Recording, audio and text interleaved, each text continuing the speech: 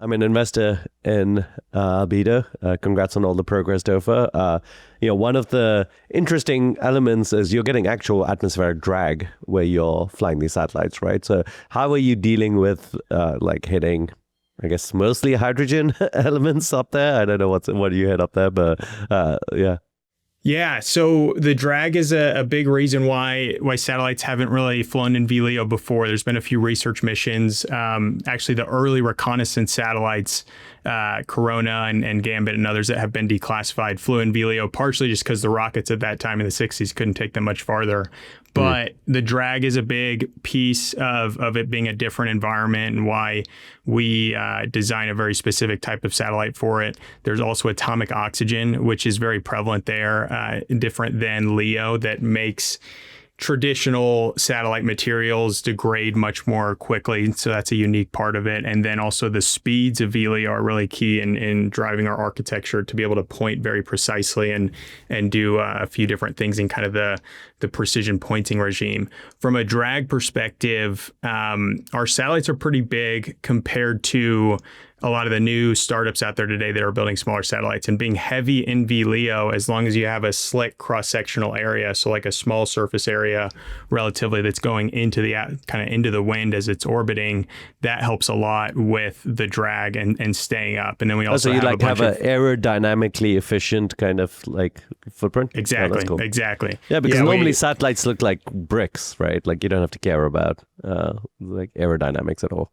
And they normally deploy out solar rays. And so you see these big kind of appendages hanging off. We keep our solar rays body mounted, so it is actually more like a brick. It's got some specific geometry that we've designed that we call the betogon. It's kind of like a hexagon type of thing that helps the coefficient of drag.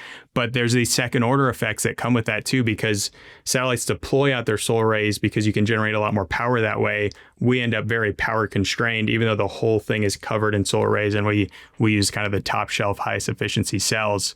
But yeah, a lot of that, plus the propulsion we have on board and the dynamic software we have to detect when the density of the atmosphere swells from these solar storms that will occur.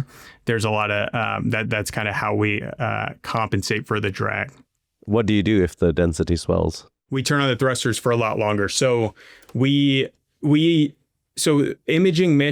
satellite missions tend to only image like 5 to 15% of the time of it orbiting. And then you have time where you're downlinking data, you have time when you're doing calibrations, but it leaves a lot of time to just turn on the thrusters and do the orbit maintenance to stay up. And so when we detect these solar flares, we basically trigger into this different mode we call protect mode that turns on the thrusters for a lot longer during that orbit and changes the attitude or the orientation of the satellite to be much more have a better kind of coefficient of drag. So if you've got thrusters on there, presumably you just run out of fuel eventually, right? Like what's the lifetime of these things? On average, they'll be about 5 years. It's very dependent on this 11-year cycle that the sun goes through. So 2025 is actually the peak.